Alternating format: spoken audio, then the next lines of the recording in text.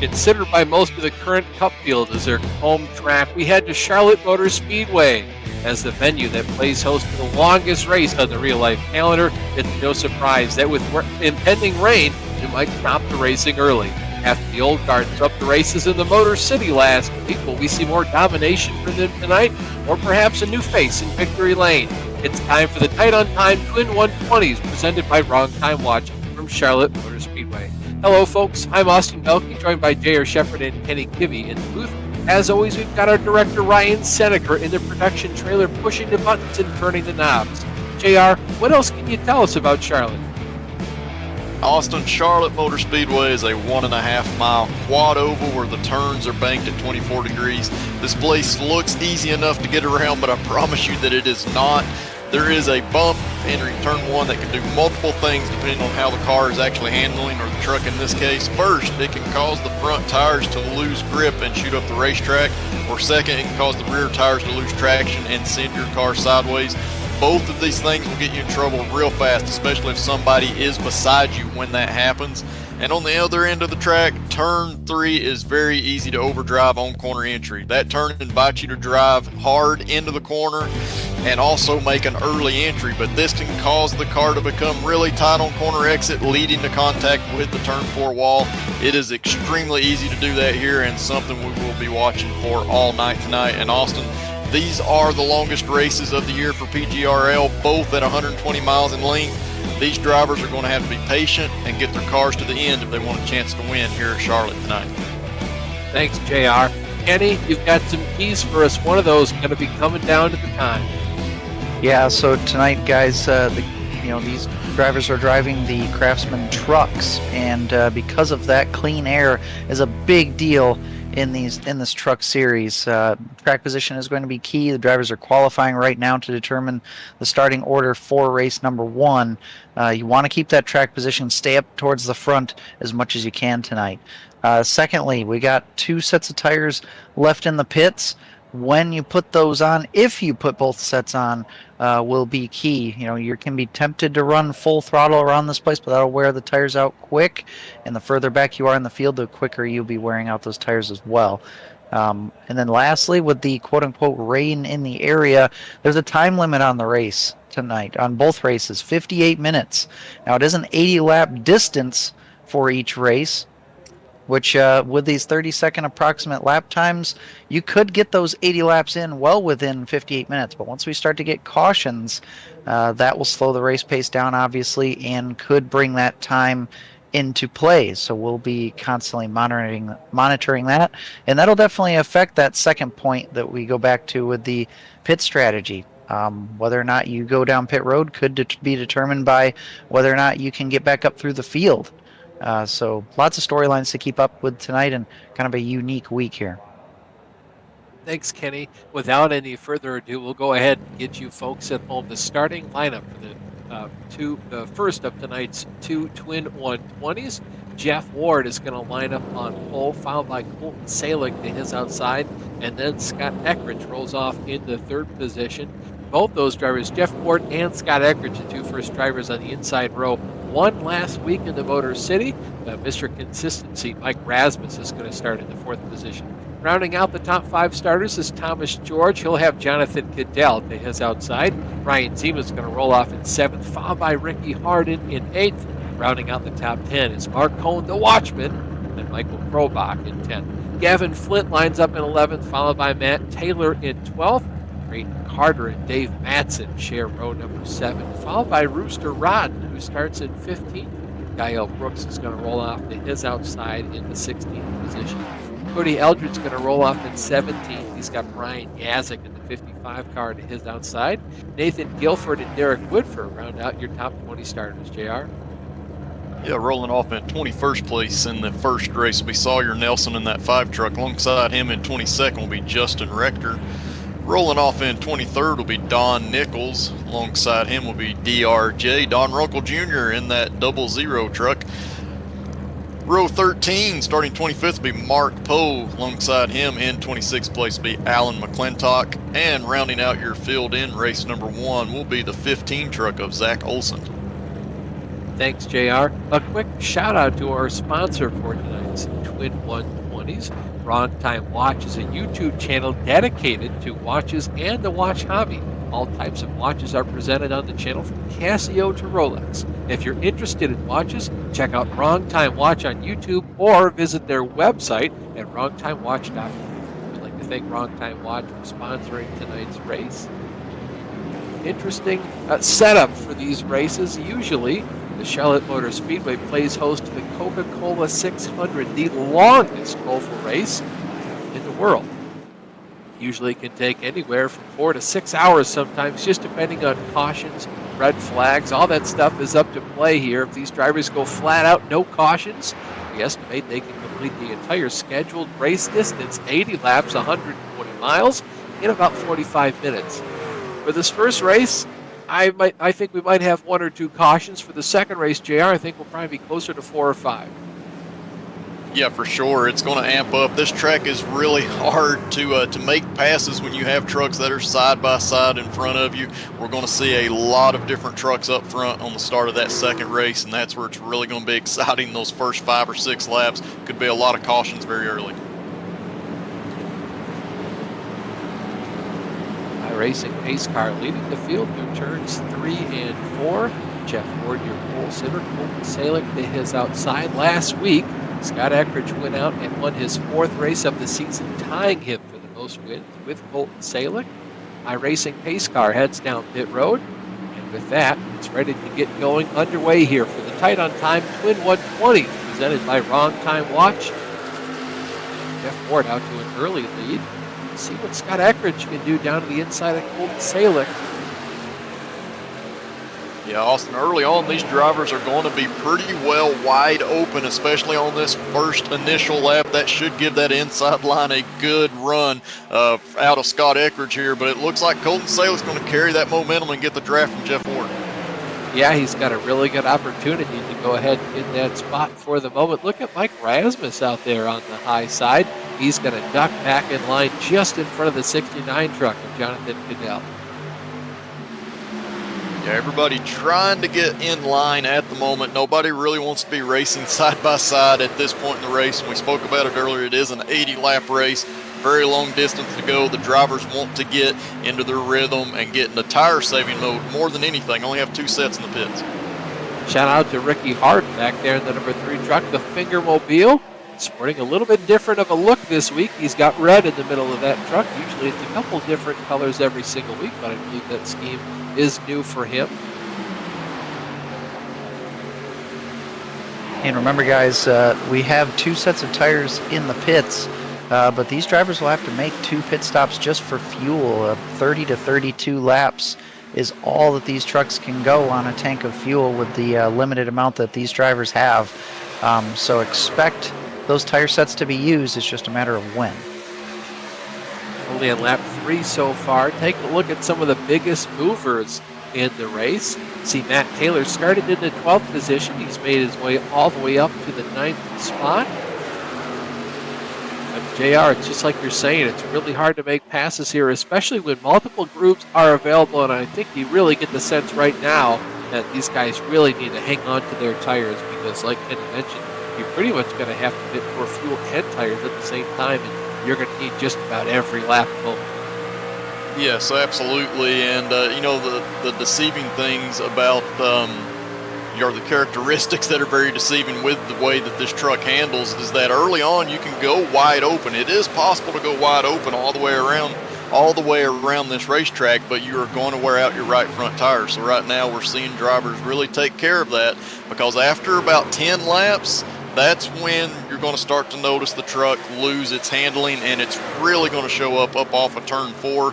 That turn really narrows up and flattens out, and the truck really wants to push out into the outside wall. So in about 10 laps, or at about lap 10, that is when we'll start to see some issues. For the first, about to 12 or 13 cars deep into the field, everybody is single file up to about Dave Manson in the 13th position. From there on back, there's a couple different little spots going on where you see 2 wide, just a little bit of fight here and there. You see Guyo Brooks right now on the outside of Mark Cohn, the watchman. Then just behind those guys, you've got Brian Yazik on the inside. I think that's Creighton Carter to his outside. all these guys just fighting, gouging for every single spot possible.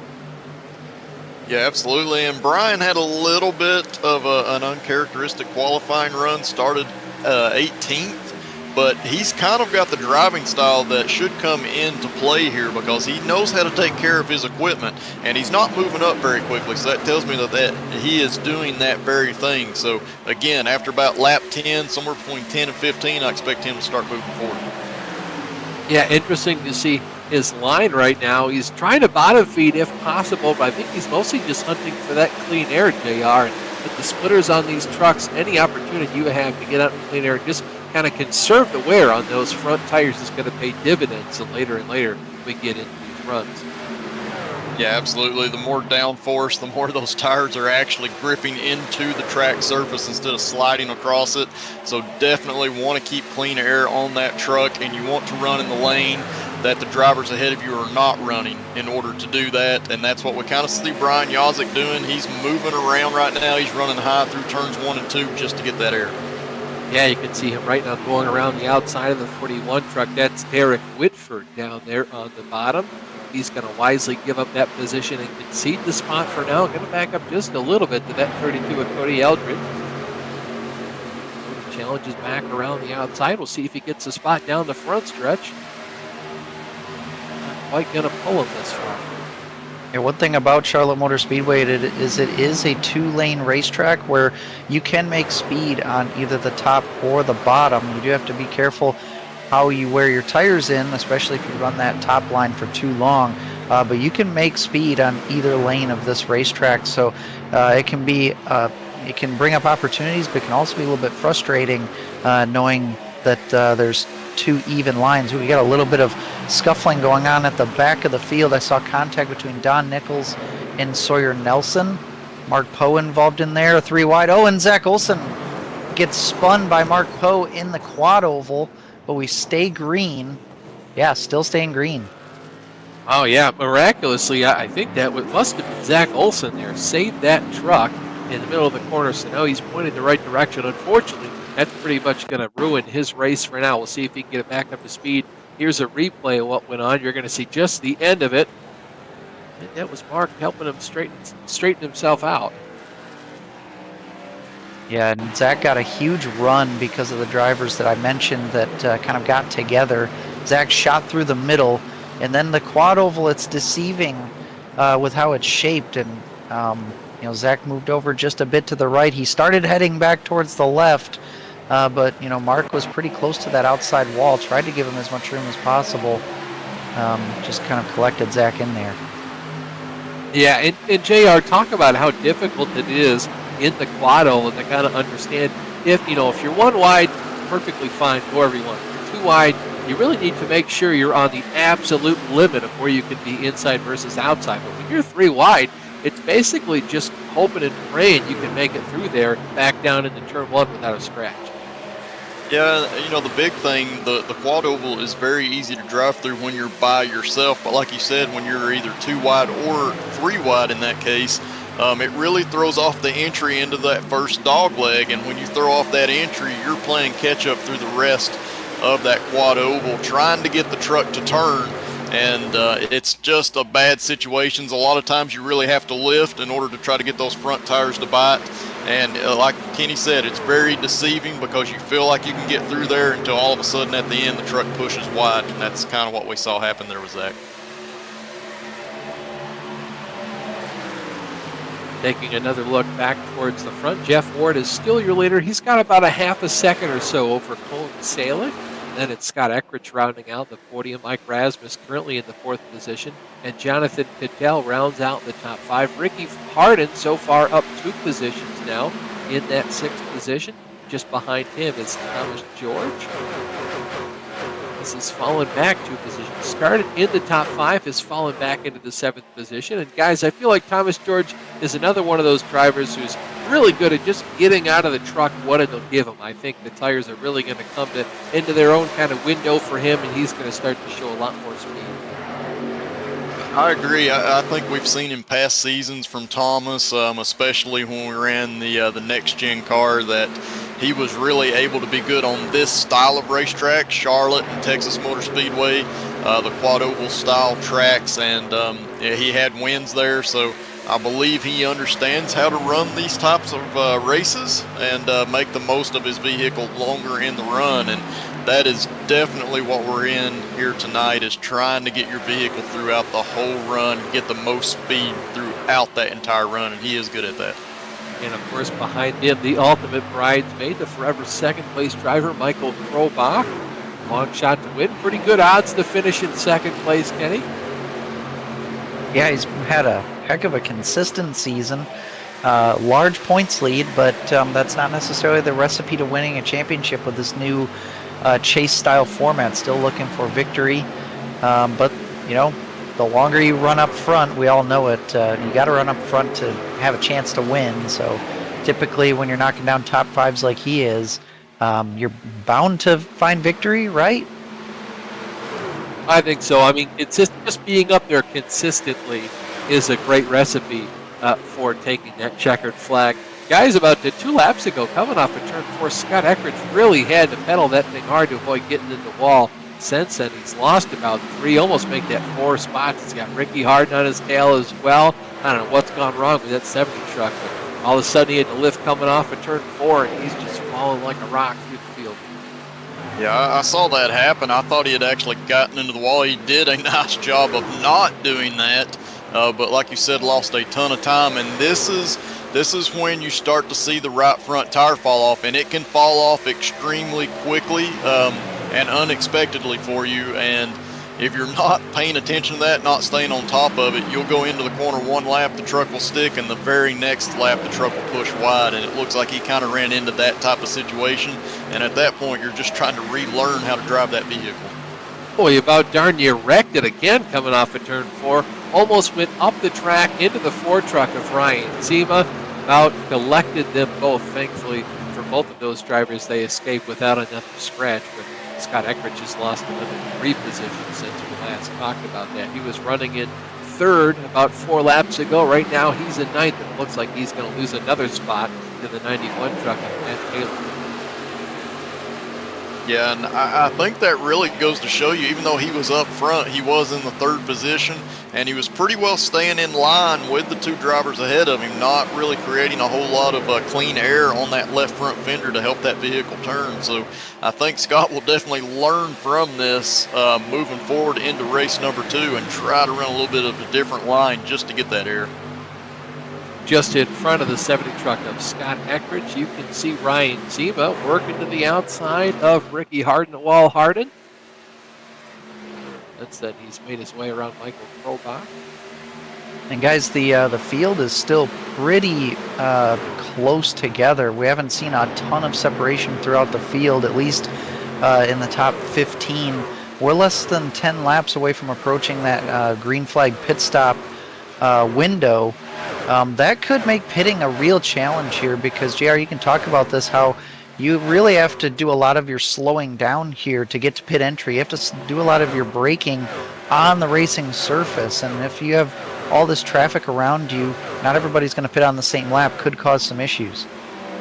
Yes, absolutely, and you're going to have to let the drivers behind you know that you're pitting before you get there, because you're going to be slowing down in turn 3, and like we said, on the racing surface, it gets very tied up off of turn 4, so you've got to get that truck slowed down so you don't push up into more traffic.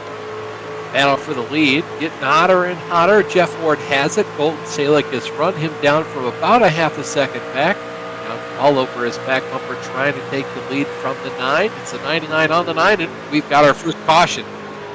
Well, that was a hard lap.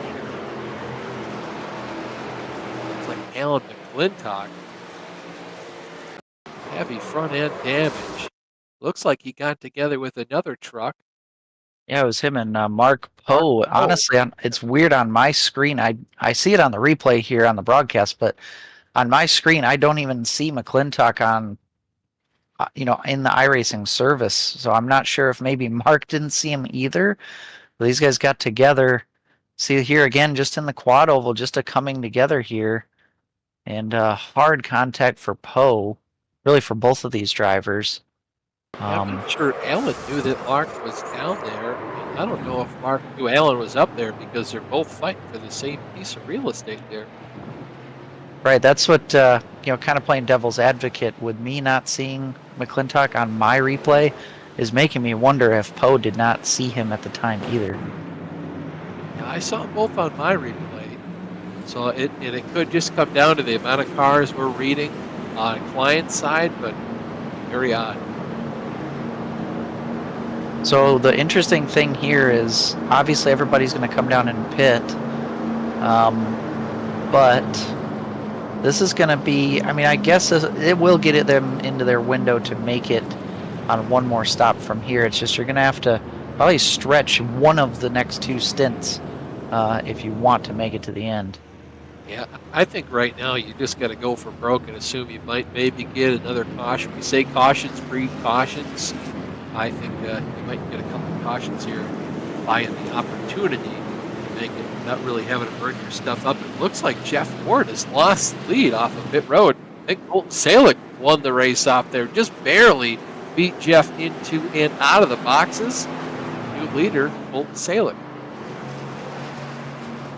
It looks like Salick's pit stop was about 0.3 of a second faster, and normally, it's all AI controlled, obviously, but depending on how you park in your pit box, how you're angled, and how quickly you stop in your box, that can all factor into your pit time, and that can make the difference.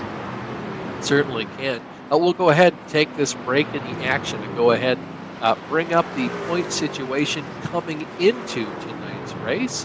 No change at all up at the top of the board. It's still Michael Krobach. He has a commanding point lead, over 400 points over Adam Chersky. Adam, however, not here tonight, so the Cheesecake Emporium definitely not going to give away any free cheesecake tomorrow. Back behind both them, rounding out the top five. You've got your usuals like Jeff Ward and Brian Yazik. Yazik continues his, we'll say, pretty good, consistent season so far, and then Colton Salick, 4 wins on the season, and you can't forget Scott Eckridge, the only other driver to get 4 wins this far into the season, back there in the 8th position. Good to see Mark the Watchman Cohn up there in 9th, and Thomas George rounds out the top 10. A lot of familiar faces up there, JR. Yeah, absolutely. You're starting to see the faces that we're accustomed to seeing in PGRL up toward the top. Several of those drivers making leaps the last couple of weeks, last 3 or 4 weeks actually, in order to get themselves up there. So yeah, back in 11th place in points right now is Ryan Zima. We saw him get the big win early on. He's got 3 wins on the season. Definitely missed some races, so he's looking to try to get himself a little bit further up in points. But yeah, starting to see the drivers that we're used to seeing run up front once again in the points.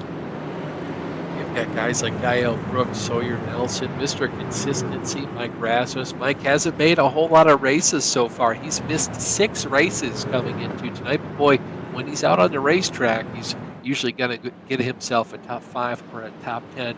Just to put emphasis right on how good a season Michael Krobach is having thus far. He's got 12 top 5s and 16 top 10s out of 20 races. That's better than 75% of the time Krobach has finished inside the top 10. The closest driver to him on stats, there's 3 of them for top 10s with 13 apiece. Jeff Ward, Brian Yazik, and Jonathan Cadell.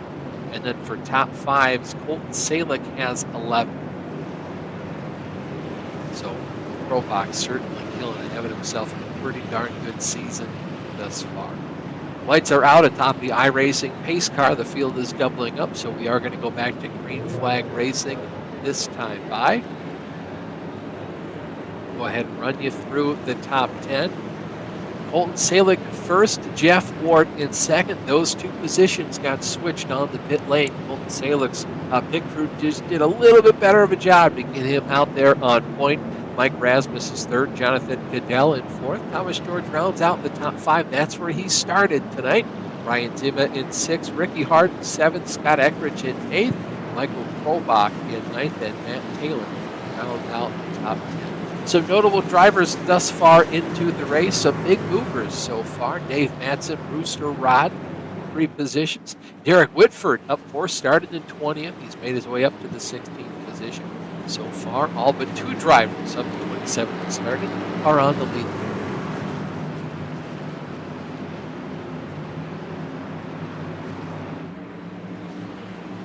iRacing pace car back down pit road for the first time tonight under green flag conditions. We have a new leader. It's Colton Salick. He gets the race back underway.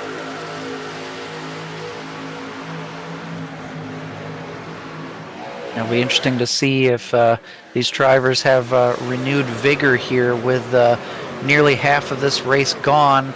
And of course, that time will become more of the essence the further we get down towards the end of this thing, too.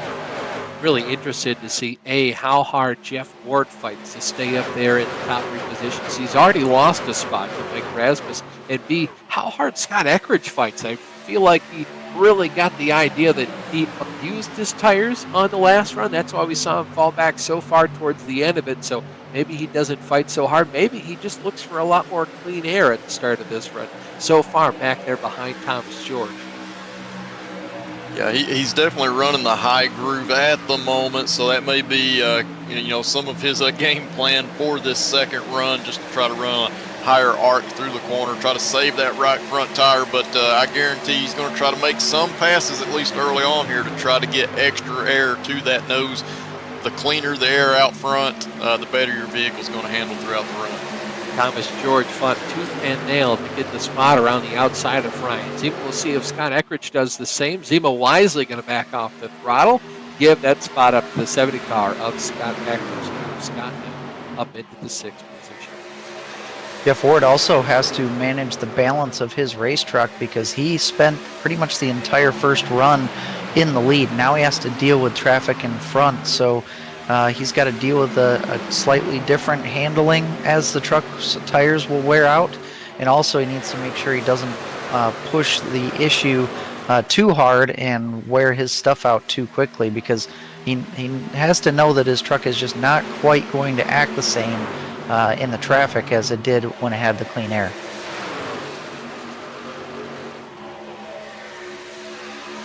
See 4 cars, you can put them under a single blanket. That's Scott Eckridge in the 70, Ryan Zima in the 4, Michael Krobach in the 72, and Ricky Harden there in the 3. Eckridge continues to run that higher line every now and again. Krobach there up on the high side too. He's going to get his momentum there blocked, completely blunted by Scott Eckridge in the 70. Those 2 trucks, though, just barely able to clear Ryan Zima, but Krobach not going to take advantage until right now. He finally clears the 4th truck. Yeah, definitely. Michael Krobach, he's going to try to continue making progress on that high side, but he keeps getting that line taken away from him, at least on corner entry from Scott Eckridge there. So that's going to make him have to fight a little bit harder for this next position. Yeah, we'll see if he decides to go down to the inside, but the gist I get from all these drivers and their kind of actions, and I would just say not personalities out on the racetrack, but tendencies so far, is that if you're on the bottom line, you're kind of doomed for right now. I think these race drivers want that high line. It's a lot easier to keep the truck kind of wound up on the top side. Looking at Scott Eckridge here, trying to see if he can take a position away from Thomas George. Not going to be able to do it.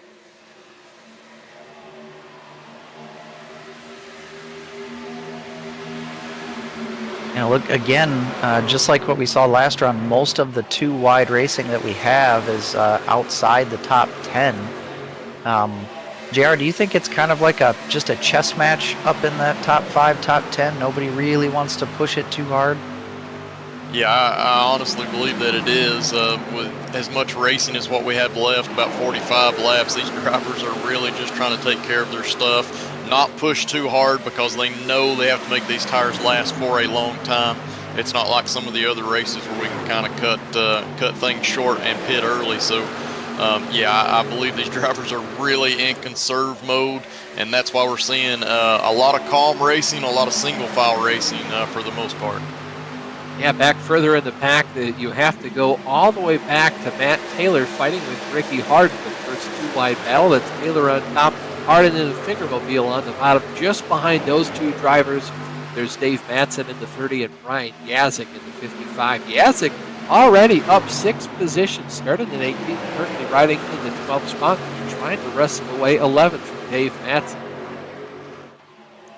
Yeah, Yazik's definitely been probably the biggest mover since we've gone green. So he's making that high line work at the moment. And the thing that we kind of talked about, you can run both the low groove and the high groove and make good time. But it's a lot harder to make good time on that bottom groove when you're side by side with somebody, particularly with these trucks on corner exit, because the truck really wants to get tight and push out. Usually means you have to lift, and that driver on the outside is going to have the advantage. We saw Matt Taylor in the 91 truck hit the wall. That's going to lose him about 5 spots. You see a little bit more wrestling and wrangling going on back further in the pack. And how about this guy's the 8 truck, the Watchman, Mark Cohn, started in 9th. He's already all the way back in the 18th position. I'm not sure if this track just doesn't suit his style of driving, or maybe he's just trying extra hard to hold on to those 4 fresh Goodyears. Oh, we got a truck in the wall off of turn 2. And I lost. Oh, it's Don Runkel Jr. He's down in the grass in turn 3. He got side-by-side contact with another driver just down the backstretch. I believe it was Nathan Guilford, who just came down just a hair. And Runkel slammed the outside wall, came down, slammed the inside wall. And then he's going to make it down to pit lane, so no caution. But there you see, good look at it. Heavy contact on both sides of that race truck. Yeah, Snoop Doggy Don, not the way you wanted his race to go. Unfortunately, that 00 truck is going to fall pretty far through the field and probably come out of here with a 25th place finish.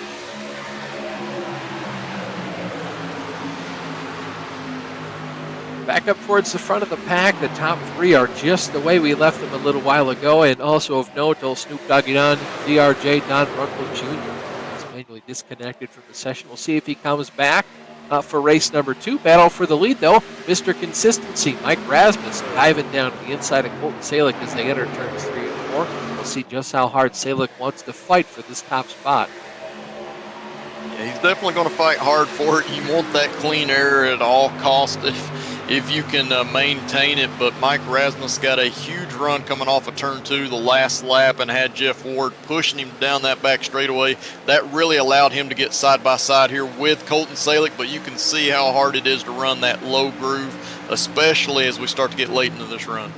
Yeah, just as we figured, guys, that top line is where you want to be. We'll see how long Mike Rasmus decides he wants to fight for this spot before he just kind of gives up the ghost and falls back in line as to not abuse his tires this early into a run. But you never know, JR. At this point in the run, you kind of have to take everything that you're given and still continue to do your best. Maybe Colton Salick gets loose going into the corner. Maybe just gets a little bit tight on the exit, pushes up into the wall. Unfortunately for Mr. Consistency, not going to be the case. The 99 truck goes back in the corner.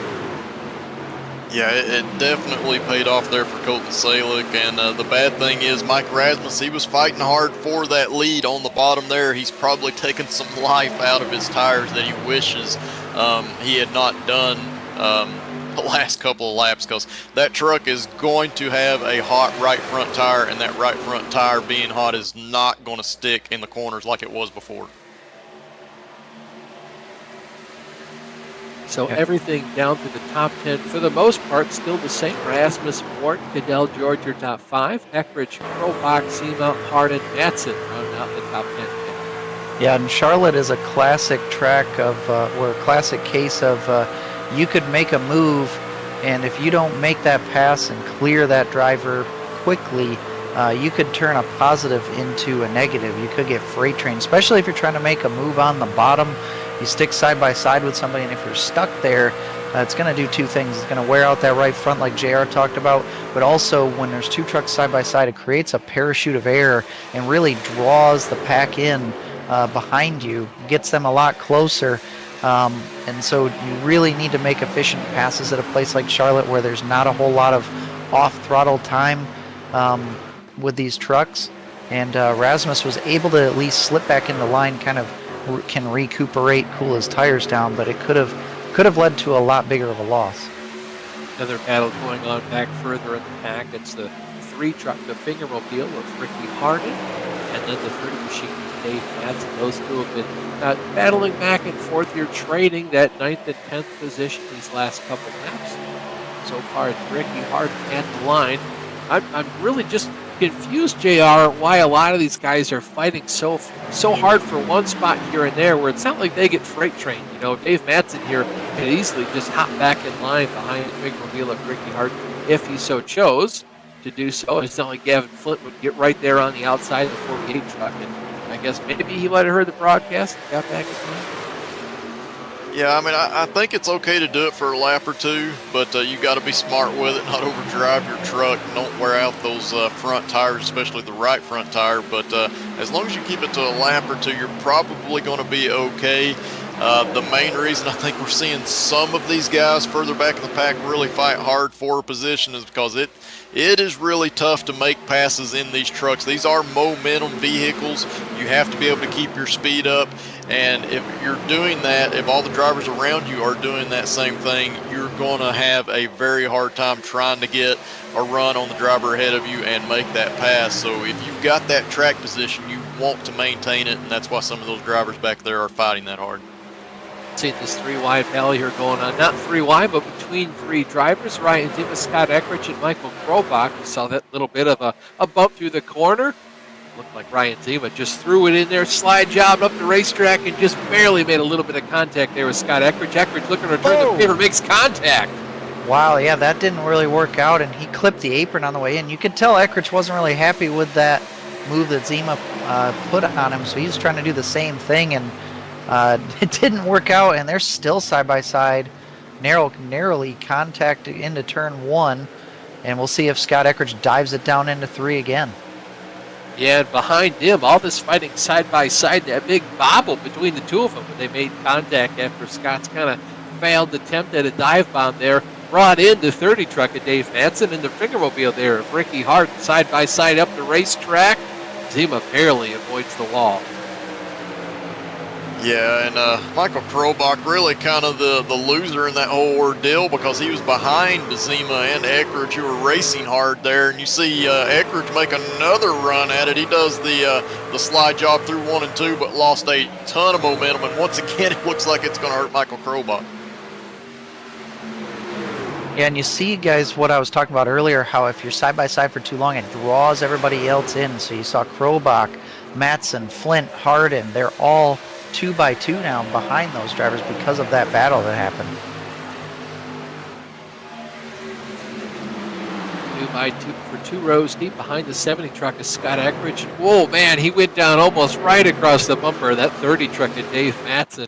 I was really worried there for a split second that we might have our second caution of the night. Up at the front of the field, Jeff Ward has taken over the second spot from Mike Rasmus. There's about a 2/10 of a gap between all of our cars in the top 5, but all single file for right now. Salick, Jeff Ward, Mike Rasmus, Jonathan Cadell, and Thomas George, all 5 of our top 5 are within about 0.8 of a second. Then you're going to have to go back an entire second or so before you get to the driver in 6th place, Ryan Zima, in the Ford truck. Yeah, and you know, at this point in the run, Ryan Zima's in a great position. He has nobody behind him, and he has a long gap, about a second, 1.1 seconds to Thomas George that is in front of him. That's allowing him to really have good clean air. He's going to be able to take care of his front tires, not saving the tire wear, but helping get that tire temperature back down a little bit. So he's going to have some good grip here at the end of the run once he catches that pack. Hey guys, how about this? The 30 truck and Dave Madsen just made his way around Scott Eckrich on the bottom side. We'll see if Scott's just trying to cool his tires. Maybe he let that position go to see if he can't save something underneath that race truck, or we might just see him fall deeper through the field, similar to the last. Whoa, he gets into the outside wall, bobbles the track quite a bit. We'll see if he makes contact again. He saved it somehow, but that was a big hit.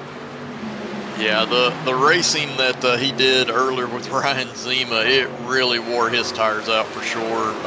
They're angry right now, and that's why his truck is not turning. That's one reason why Madsen was able to pass him so easily, and then you saw the push off of turn 4 and him get in the wall. So, yeah, his truck is angry right now. He's going to be doing everything he can just to keep it off the walls.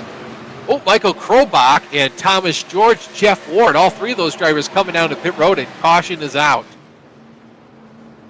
I was just about to say that the pit or the fuel window has opened, and as soon as we said that, Derek Whitford, who was trying to come to pits, and remember what we talked about earlier, drivers trying to come to pits, have to slow down on the racing surface. That's what Whitford was doing, and he got absolutely run over by Don Nichols to bring out that caution.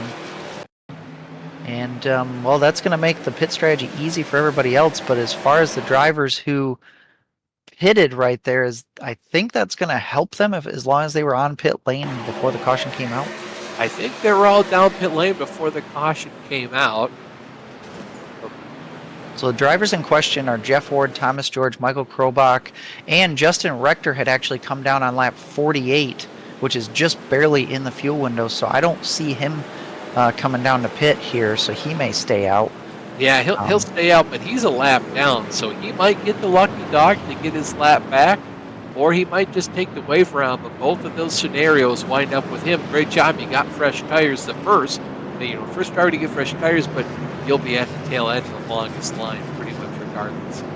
Well, and I'm also actually seeing that Thomas George and Michael Krobach both got stuck behind the pace car, so they will not be lucky enough to go to the front. They'll take a wave around, so they'll stay on the lead lap, but it looks like Jeff Ward is the only one who is going to be lucky enough to stay on the lead lap here.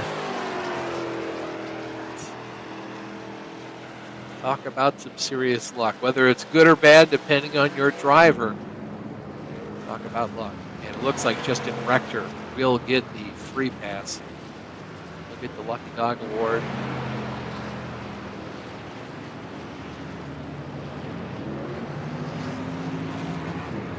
Yeah, so I was just afraid of that with how close everybody has been. The communication between drivers is key, and I know that when it comes down to pit strategy, sometimes you don't want to communicate when you're pitting because that's kind of an advantage that you can use if you can sneakily pit in. But if you're in traffic, you have to communicate that, and then everybody else's responsibility is to see that coming. And even if people aren't going to say that they're pitting, you have to kind of have your head on a swivel, looking up forward, and be ready to move out of line if drivers are going to come down pit road. With the second break in the action, we're going to take a break from the broadcast ourselves. We'll be back in about 90 seconds.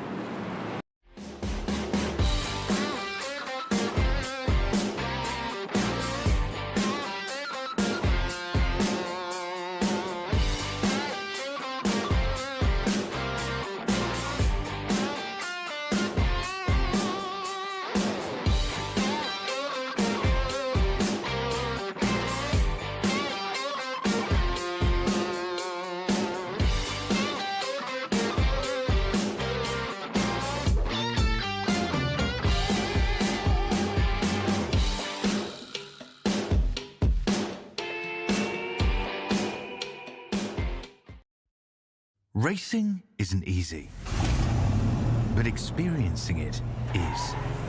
iRacing puts you in the driver's seat with the industry's leading sim racing game. Drive on laser scan replicas of the greatest racing circuits from around the world. Go head-to-head against other drivers chosen by skill-based matchmaking to ensure competitive racing at every level. Compete across all your favorite series. In officially licensed cars, engineered to deliver the most accurate driving experience possible.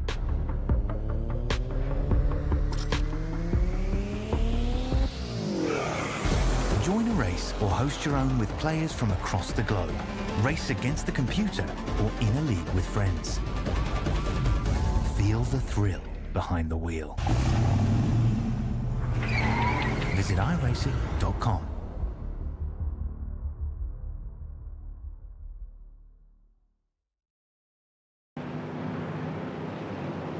Welcome back to Charlotte Motor Speedway. Austin Belke, J.R. Shepard, Kenny Kibbe in the booth. As always, we've got Ryan Seneker behind the camera.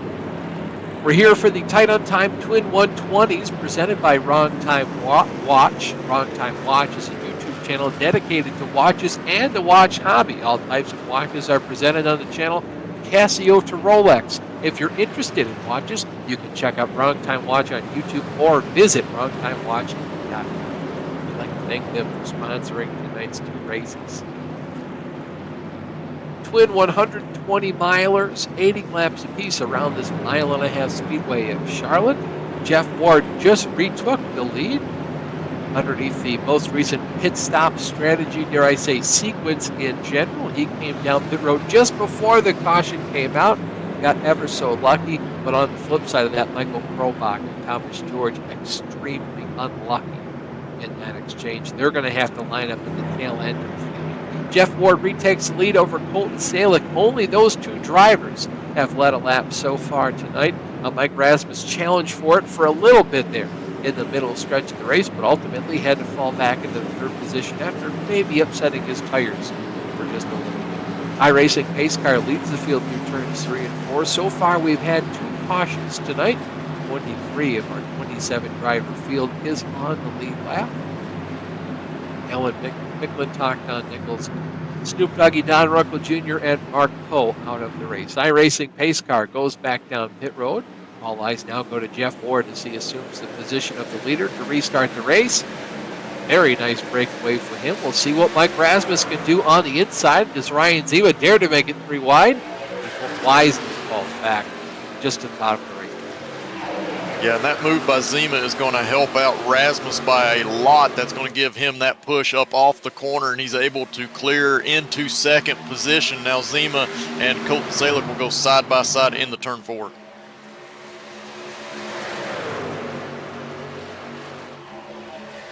Salick putting up quite a fight here. He's not really in the position as well. Just finally, he sees an opening behind Ryan Zima. Zima, though, is going to take over the spot, go back up to the high side. Jonathan Cadell, the 69 truck, down there on the bottom, and Scott Eckridge. Scott's had a roll, gets a little bit sideways off of turn number 2, collects the car. I don't know how in the world he saved that race truck. He's just to the outside of Ricky Harden. I don't think Ricky knows how lucky he just got. Yeah, and it's, Scott Eckridge, he's just going for it in this race. It's a little bit surprising to see that, but usually when you see the truck get that loose early in a run, it's because you're turning the steering wheel just a little bit too much. Oh, we got contact up front, guys, with Zima and Colton Salick. Oh, what a save by Zima. Oh, and Salick he's going to get run over by the 69 truck of Jonathan Cadell. Look out, the 3 wide down the backstretch. What's Gavin Flint going to do? He backs off the throttle, 3 wide into 2 wide. Ricky Hart took up a lot of real estate there. I think Colton Salick let that happen. I think as did Jonathan Cadell. Well, that was actually a byproduct of Zima getting into Salick, and Zima got super sideways, went up the track, saved it. Then Salick off of 2 got loose, got hit by Cadell, so he had to save it. So that was kind of 2 wrecks in 1 there, and ended up being no wrecks at all.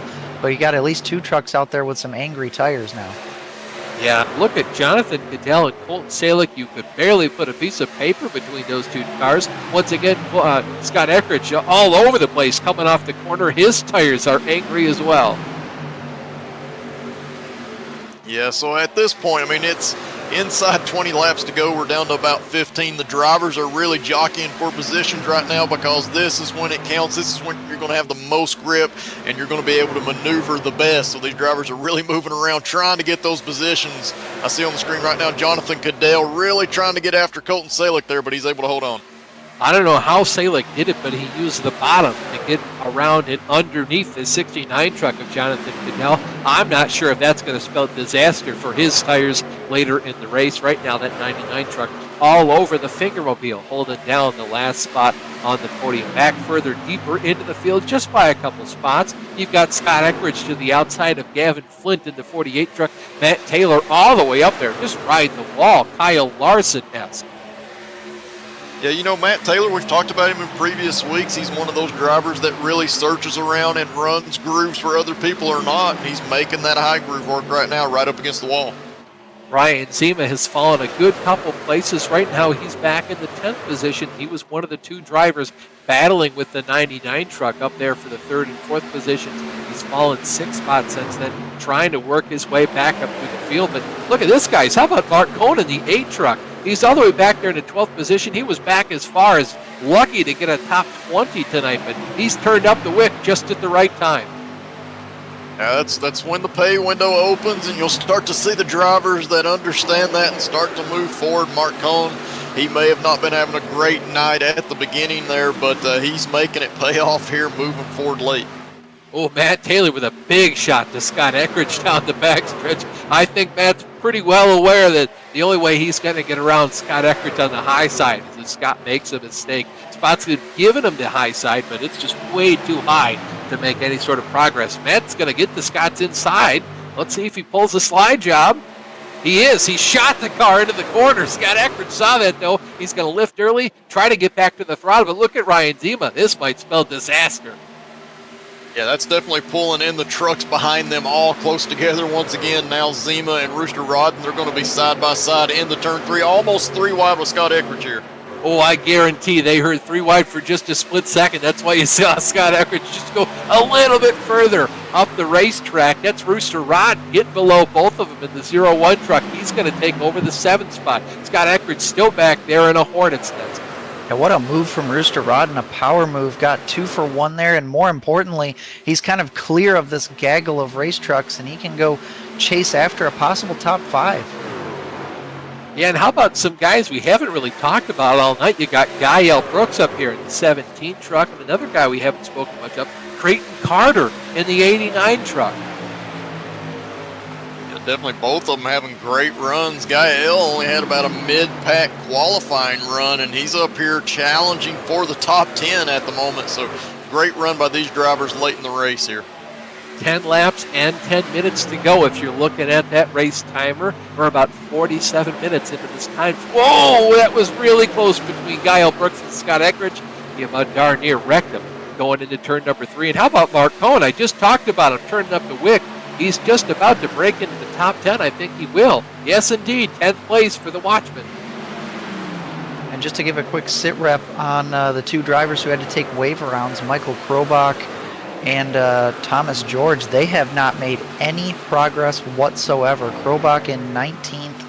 Thomas George actually coming down pit road. Not sure what that's all about, but up until that point, he was running right with Michael, right by the right around 20th. So just goes to show how important the track position has been tonight.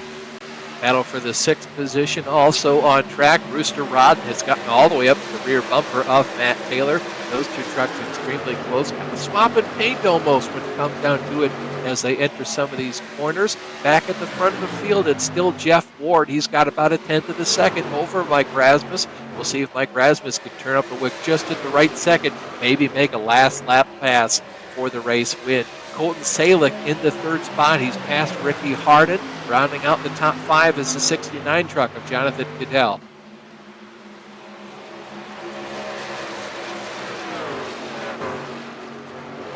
And all that battling in the back half of the top 10 has allowed the top 5 or so to really pull away and kind of stretch things out. This is as crazy as the racing has been in this run. This is actually the most spread out the pack has been all night long. Rooster Rodden up in the wall off of turn number 4. He had just taken away that spot from Matt Taylor. It looks like he'll keep it for right now. Yeah, I think he had to run a little bit of a shallower entry there. Looked like Matt Taylor running that high line went just a little bit too high and got into the wall. So I think Rooster was trying to make sure he gave him some room, and it cost him a little bit on corner exit there, but he's able to start pulling away now. Kyle Brooks is mixing it up here with 8th, 9th, and 10th. He got and Mark going around the outside to try and shuffle into turn number 3 all the way up towards the outside wall. We'll see what he does with all this momentum down the stretch. Yeah, it sounds like we got a little bit of a technical difficulty with Austin's Discord, but looks like right now pretty spread out in the top 5 or so. Jeff Ward, though, again, controlling this field. As he has been for quite some time in this race. But Mike Rasmus, he's, again, Mr. Consistency. And I don't know, JR, do you think he's kind of just waiting for a moment to get after him? Yeah, it's possible. Definitely you want to keep that driver ahead of you in sight. But if you can keep a couple of tenths of a second between you, that allows you to get a little bit of that clean air, be able to conserve your tires, and be able to potentially get a good run, get that draft really working for you in the closing lap or two. So definitely, I think if you're going to make a pass, you want to get a good run coming off of turn 2 down the back straightaway. You want to get fairly close, but you really want to have a good run through turns 3 and 4, because I believe with as hard as it's going to be to pass on the older tires, you need to make that move coming off of turn 4, get to the inside of the driver, and then be able to do that slide job off into turn 1. And we only have 2 laps to go in this one, and we are not going to interfere with that time limit of 58 minutes. We got approximately 6 minutes or so to spare with the couple of cautions that we've had tonight, so good to see that. We will reach full race distance, at least in race number 1, and it looks like it's coming down to a 2-horse race between Jeff Ward and Mike Rasmus here. Colton Salick tailing behind, but I don't think he's going to get there, as we'll get the white flag here. Jeff Ward will take that white flag. I don't think Mike Rasmus has anything for him, guys. Yeah, I think you guys are right. I think Jeff Ward has been very sly about what he's been doing out front, saving his stuff, because he's actually opened up that gap a little bit to Mike Rasmus. Yeah, I heard a lot of crashing down into turn 1. Hopefully it's not all over the front stretch. Jeff Ward is going to be your leader coming off of turn number 4, and if everything goes his way for the next 100 and so yards, he's going to be the winner of the first Tight on Time Twin 120s presented by Ron Time Watch. Yeah, and that crash was Creighton Carter on the front stretch, but it was beyond the start-finish line. No caution came out. Creighton got turned by, I think it was Ryan Zima there, coming to the white. So that'll take him out of, he was about 12th place at the time. But a great win for Jeff Ward nonetheless. Yeah, can confirm, coming off of turn number 4, take the white flag. Looks like Creighton Carter just came up the track a little bit too far and was spun out by Ryan Zima. And with the drivers pushing in the issue, pushing up that tight condition in turn 3 and 4 is a big-time issue here at Charlotte. And when you're going for it all, just kind of pushed up a little too far on Carter's end there. See if we can't bring Jeff Ward up into the booth here for a quick interview before we go ahead and take our little bit of a break between races. So Jeff Ward, it's Austin and the boys up in the booth. You got a copy? Yes, sir. Excellent. Hey, dude, it's got to feel good to get back into victory lane, and this was especially. We felt like more towards your wheelhouse, being a longer race, more opportunity to save the tires. For a while there, it looked like you were going to have to settle for the last step on the podium, but it looks like your crew on pit road really hooked you up good. Yeah, man, that was awesome. I really like this track. I actually like the older one better, but this one's pretty good too. And we just got lucky on that pit cycle. We was able to come out first. I thought we was going to go a lap down, and then just hammer down from there, man. And Mike Rasmus kept us honest there and tried not to make any mistakes, and was able to bring this thing home. Hopefully we can start in the back and go towards the front this next one. So what'd you learn there in the first race? It looked like it was almost impossible to pass on the bottom unless that guy up top maybe either made a mistake or just really didn't want to fight too hard for it. Yeah, it's really tough. That's why you're seeing a lot of single file there. Guys are kind of scared to get down on the bottom and eat their tires up. But I learned that I ate my right front up way too much that first run. Second one was a little better, and then third was probably even a little better. So just try to take care of the right front. It's a tight setup. So we'll go out here, and it's just tire management, hitting your pit stops, and depending on how the cautions fall. And hopefully we can go out here and get another one. That'd be awesome. Yeah, well, we're pulling for you, buddy. Before we let you go, the floor is yours. Yeah, thanks to Lexington Brewing and Distilling. Thanks to you guys in the booth there. Thanks to PGRL, everybody behind the scenes. Shout out to Mike again for a great run there, battling. And just friends and family, and I think that's it. Awesome. Hey, thanks for your time, Jeff. Congratulations on the win once again. You heard him, folks. It sounded like he got better and better on his tires as the night went on. Looks like his competition might have another thing coming if they think he might not win back-to-back races. And with that, we'll go ahead and take our big commercial break here in between the races. We'll be right back in about a minute and a half.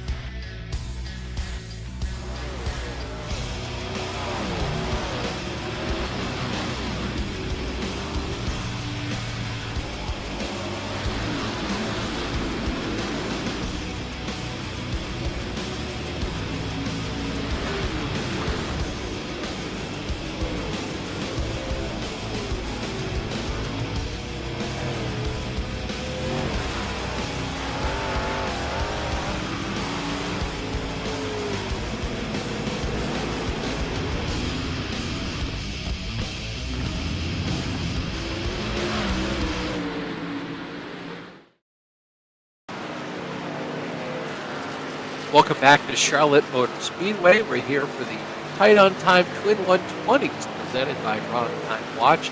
Just to go ahead and quickly run you down through the finishing order last race. Jeff Ward won the thing, followed by Mike Rasmus. Colton Salick rounded out the podium. An extremely strong run for Ricky Harden. He started in 8th, Brett brings a fingermobile home in the 4th spot. Jonathan Cadell gets a strong top 5. Rooster Rod up 9 spots. Started in 15th, goes up to 6th. We saw a lot of power moves out of Rooster. Going to see more strong finishers from him in the future. Gavin Flint with the top 10, as is Matt Taylor, Gael Brooks, and how about Mark Cohn, the Watchman, getting himself another top 5 here in Charlotte. Scott Eckridge. I think if you look at any of the big losers from tonight, Scott's got to be the guy so far. Dropped from 3rd to 11th position. He'll start this next race here in the 17th spot. Ryan Zima, another fast guy. He's got the 2nd most amount of wins, or his 3rd overall, tied for 4th with 2 guys in 1st. He's got 3 on the season. He finished in the 12th position. Derek Whitford at 13th, Ryan Yazik at 14th, and I believe Dave Matson. Michael Krobach, finished in the 15th position. Without further ado, we'll go ahead and just run you through the now inversion. The finishing order for race number 1 sets the grid for race number 2. Mark Poe is set to start on the pole. He's got Snoop Doggy Don Ruckle Jr. to his outside. Don Nichols and Thomas George round out row number 2. Alan McClintock in 5th, and Creighton Carter rounds out row number 3.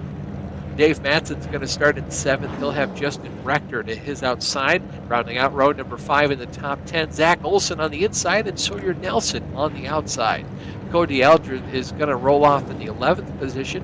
He'll have Nathan Guilford to his outside in 12th.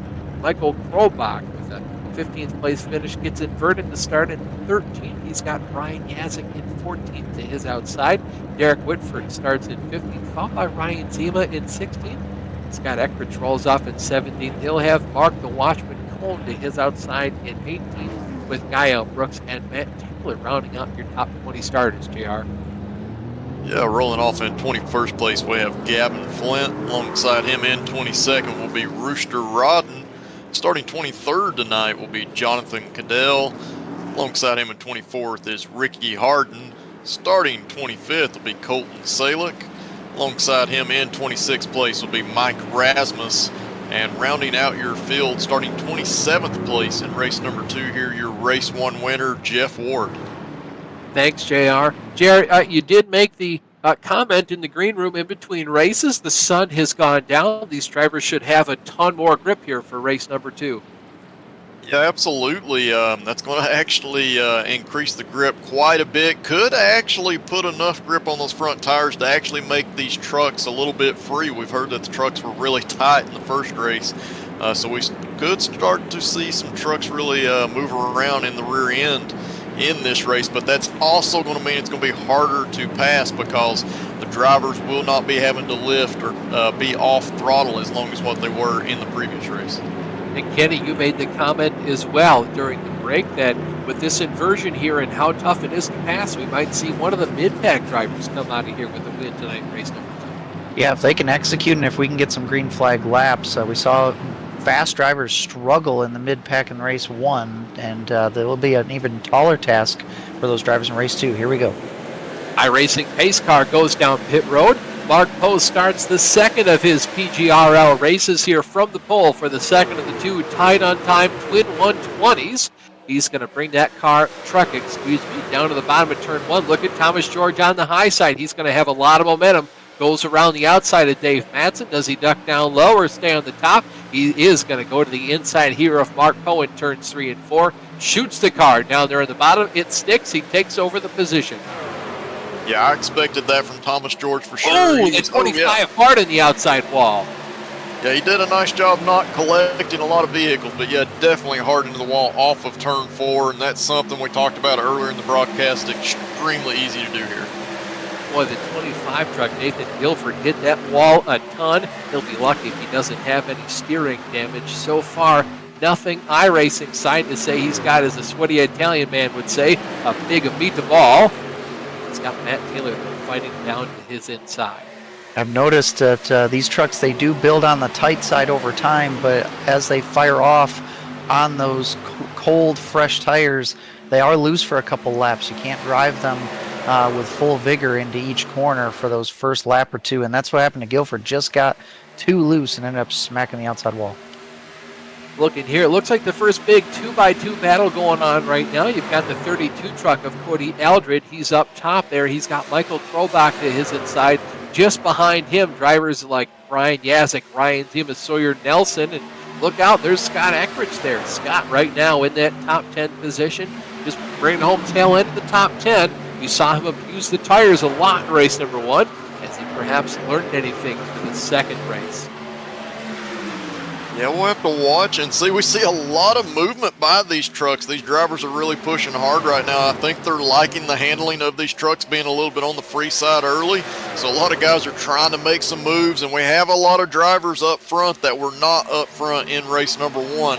So they really want to get that clean air. They're trying to do everything they can to achieve that right now. Yeah, we've also got some guys up front that ran well in race number 1. Showed a lot of speed, but didn't quite have the finish to back that up. One main one, Michael Krobach. You saw how he was basically screwed over by that late race caution, basically forced to give up all the track position he had. And how about Creighton Carter, that driver that was spun across the front stretch on the coming to the white flag lap? He basically got a free pass to start up front with that poor finishing position. All these drivers now having to negotiate the track space with these slower cars that definitely finished at the tail end of the field based on speed for this race. And sometimes that's just how it is. Sometimes you don't always gel right with the car and track combination. And look at Michael Krobach. He got to second and immediately started attacking Thomas George, went straight to the top side, and this could end up being a freight training effect for George. Oh, he knows how important it is, so he slides right up in front of Dave Madsen. Madsen's still going to make the move down into turn 1, but it looks like George will have slightly more preferred track position going down to turn 1. He's going to hold him tight. That 30 truck trying to get by for second place. Dave Madsen showing good speed so far. Yeah, you called it there, Kenny. Thomas George had to slide up. Otherwise, he'd have been passed by the 30 truck for sure. And then, of course, as we've seen a lot of drivers prefer that high spot, it did end up he prevailed in that 2x2 battle. Mark Poe, though, looking pretty fast up at the front. He's under attack right now from Brian Yazik. Yazik, it looks like, just taking his time. Doesn't want to abuse those tires too early into the race. And if there's anything that 55 truck does a lot more often than else, he saves those tires. Ryan Zima now gets down to his inside. Yeah, Ryan Zima's one of the big movers in this race. He started in 16th for race number 2 here. He's all the way up into 6th place, trying to fight for that top 5 position as they come off turn 4.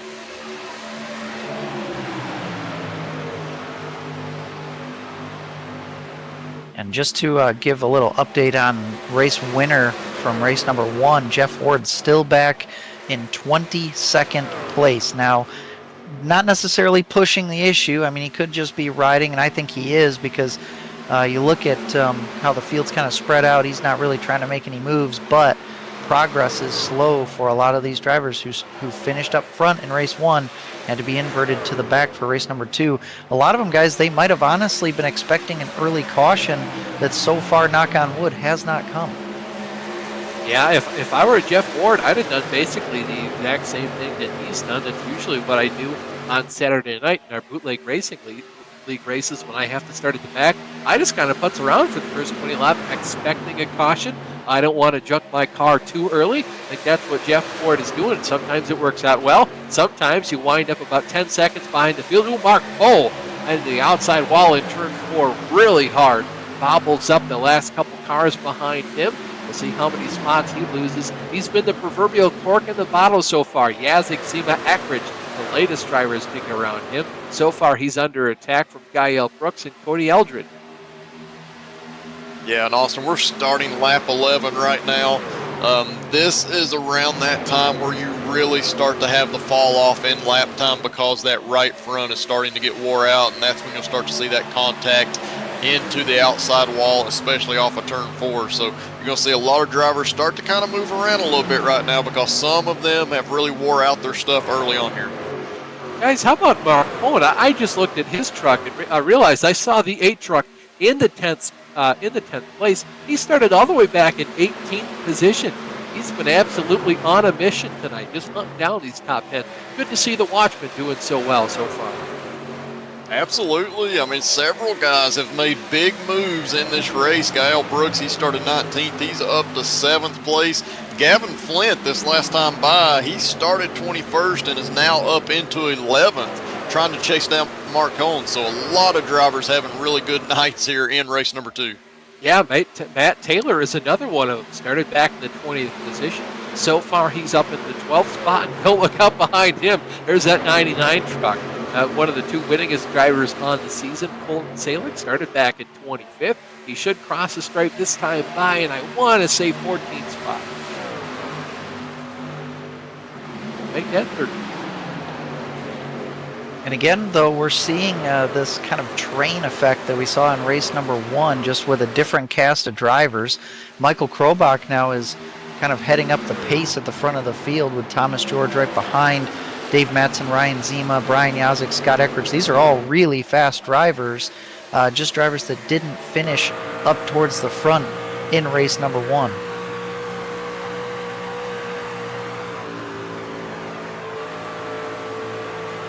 Gavin Flint trying to go around the outside here of Matt Taylor. He's going to fall victim, though, to Colton Salick. Look at Salick wrapping the bottom. Ricky Hart going to take advantage as well. Those cars fighting for 12th and 13th position. And guys, I talked about how Jeff Ward was possibly expecting a caution to start this race, and that's because it has been a trend that race number 2 has had an early caution almost in every single event this season. We had the road course at Watkins Glen. That was kind of an anomaly, but all the ovals have had some type of early caution in race 2 that I can remember. Here we are 16 laps in, about halfway through our first fuel run, and the field is only going to get more and more spread out. So this is kind of an oddball race, and this is what I wanted to see, because it's really going to allow, as you see a bunch of drivers fanning out down through the quad oval. I better stop talking about how clean the race has been, but the cars up front that started up there, they want this race to go green because they know how hard it is to pass. They want to keep that track position, and if they execute it properly, we could see a mid-pack starter or a front starter in this race number 2 grab a win. Yeah, Mike Rasmus, Mr. Consistency, started back in the 26th position. So far, he's made his way all the way up to 15th place. Last lap at the stripe this time by. He'll stay right there, but you're starting to see all that cream rise to the top, and it's been tough going so far. Yeah, definitely not an easy place to pass. We talked about it in race number 1, especially as you get about 10 laps on the tires. That bottom lane becomes harder and harder to make that pass. We're seeing the same thing in this race. But the drivers do have a little bit more grip. The truck is a little bit freer, at least in those early laps, so it's giving the drivers a little bit more options, and I think they're going to be more aggressive earlier in the run. But right now, drivers are trying to settle in to make sure that they can get all the way to the end of this fuel run, take care of those tires so they don't lose a ton of time at the end there. Yeah, JR, I don't think they're just more aggressive at the early part of the run. I think they've remained aggressive this entire run, and I'm not sure if the tires are going to last that long for them to keep this charade up, but boy, they've done a wonderful job keeping it clean for our entertainment so far. Yeah, I just saw on the screen, Jonathan Cadell looks like he got into the back of Creighton Carter going into turn 3. That actually put Creighton Carter up into the wall, and he's having to make a pit stop now for damage. So, yeah, drivers are being aggressive. They're trying to make those passes, and they're trying to make them quickly. Anytime they get a run, they are taking those runs, where in race number 1, they were kind of holding back a little bit. Such a shame as well. Creighton was having such a great run in race number 1 until he was spun out coming to the white flag there, and was continuing to have a good night into this race as well. Guys, don't look now, but I think Jeff Ward has kind of started to mount a little bit of a charge here. He's up to 16th place. I feel like, if his goal maybe to be getting around maybe top 10 before this green flag pit stop, but he obviously didn't push the issue on his tires early on, and he is starting to march up towards the field, and he's got a train of positions that he can grab right up in front of him. Yeah, I think the worst possible thing for this field was for them to go so far green on that first run of tires when Jeff Ward was basically just back there driving Miss Daisy. That's going to pay dividends for his tire wear and the length of the time that his tires are sort of in that optimal window for both speed and agility around here. He's going to take away a position from Mark Cohn as they now head down into turns 3 and 4, and he's doing it on the bottom, something we haven't seen a whole lot of tonight, especially with so many drivers preferring that high line. We'll see how much more progress Jeff Ward can make as this run continues. Yeah, and like you said, Jeff's really done a great job saving his tires early, not pushing the truck any at all.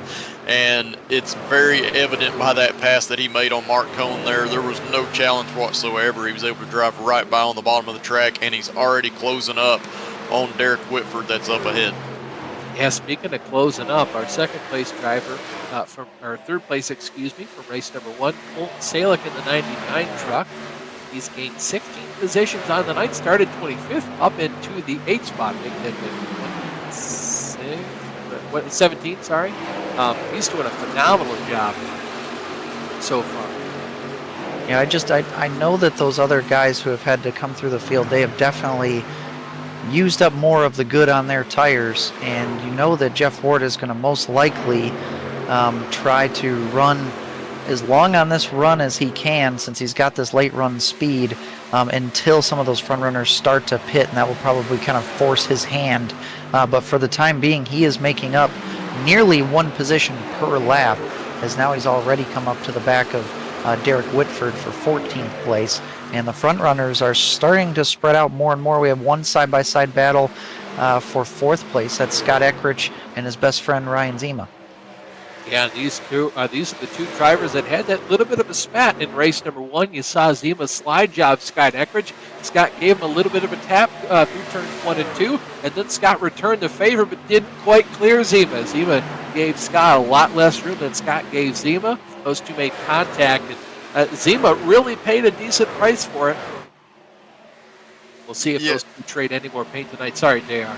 No, absolutely, just what you were saying, and paying attention to that battle. Ryan Zima's really taking a high arc into the corner, making sure that he's giving Scott enough room in case Scott goes to make a move, and he's able to complete that pass up off of turn 4 here, but Zima's going to give him a little bit of a shot down the straightaway.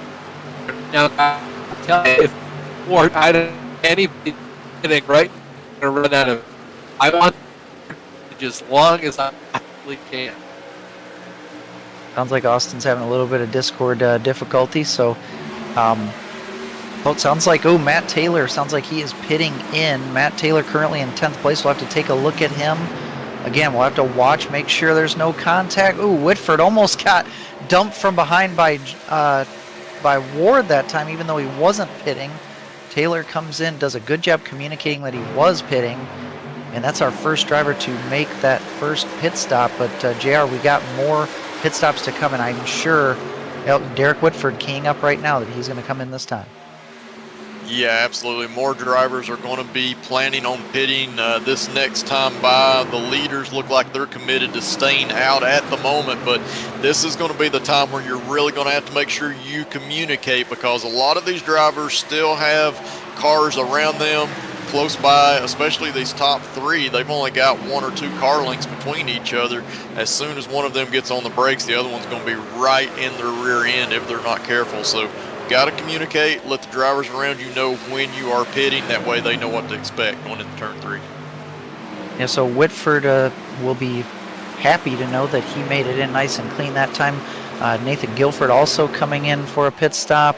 But these drivers can go about another, I'd say 3-4 laps or so if they want. Hearing some other chatter on the radio.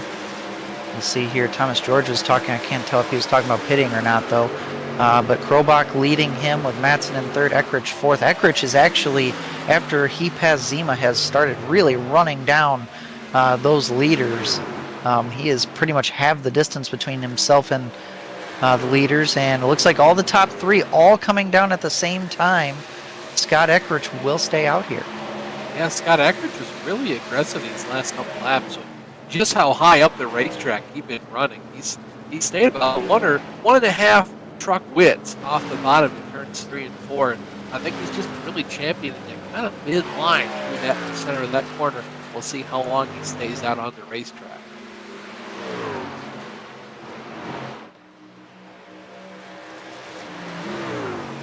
Yeah, and Scott's going to pit this time by, guys, and that's going to let Ryan Zima inherit the lead with Gael Brooks and Colton Salick falling behind him. Oh, and I think, so Scott Eckrich, he just entered the pits and got a speeding penalty and then immediately disconnected. So Scott is, he's out, he's gone. Yeah, he was way too hot on entry there. Yeah, that's the risk you run. You're trying to get everything out of these race trucks, everything you possibly can. That's just the risk you run. More drivers down on pit road: Zima, Colton Salick, Gael Brooks. One guy really squirming on pit road, Mike Rasmussen. Yeah, pit road is really busy this lap here. You got a lot of kind of overlapping Jeff Ward and Jonathan Snell. Trying to see if anybody. It looks like this will complete the cycle. Krobach right now is the first driver on track who has made his pit stop. He's running in 9th, but he'll come around and most likely will take the lead back. See how it all plays out here.